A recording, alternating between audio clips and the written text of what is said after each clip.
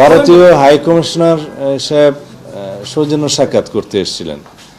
এগুলা নতুন একটি সরকার প্রতিষ্ঠিত হলে তাদের সাথে হাই কমিশনারগণ বা অ্যাম্বাসেডরগণ সৌজন্য সাক্ষাৎ করে থাকেন, এটা তারই অংশ।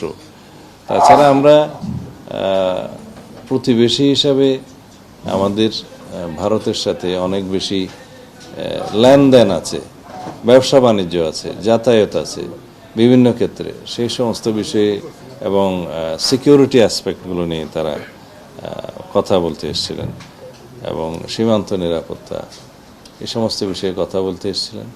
তা আমরা একটা সহযোগিতা চেয়েছি on the basis of mutual interest and dignity and mutual benefit. আমরা উভয় দেশে আমাদের সম্পর্ক বজায় রাখব এবং ব্যবসা বাণিজ্য এবং কূটনৈতিক সকল ক্ষেত্রে আমাদের সৌহার্দ্যপূর্ণ সম্পর্ক বজায় থাকবে। আমরা আশা করি তারা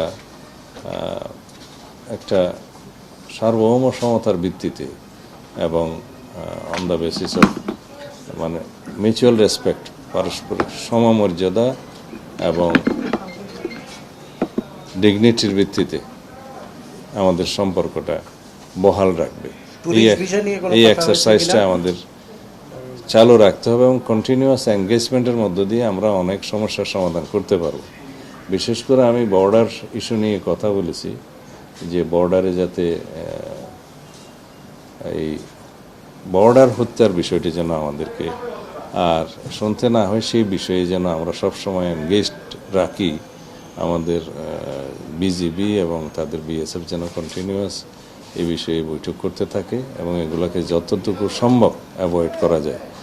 তো তারা বলেছেন সেই বিষয়ে তারাও আন্তরিক এবং তারা সকল সংস্থাকে সেই হিসাবে তাদের ইনস্ট্রাকশন দিবেন। এই টুরিস্ট ভিসা নিয়ে কোনো কথা হয়েছে? টুরিস্ট ভিসা খুলে দেওয়ার ব্যাপারে না, সমস্ত ভিসা কার্যক্রম তাদের বিগত 1-1.5 বছর সময়ের মধ্যে তাদের কনসুলেটগুলো এবং তাদের ভিসা অফিসগুলো বিভিন্ন আক্রমণের শিকার হয়েছে, যার জন্য তারা এখনো পুরোদমে সেই ভিসা কার্যক্রম চালু করতে পারেনি। তবে তারা এশিওর করেছে যে তারা গ্র্যাজুয়ালি সেটা চালু করবে পূর্ণাঙ্গ।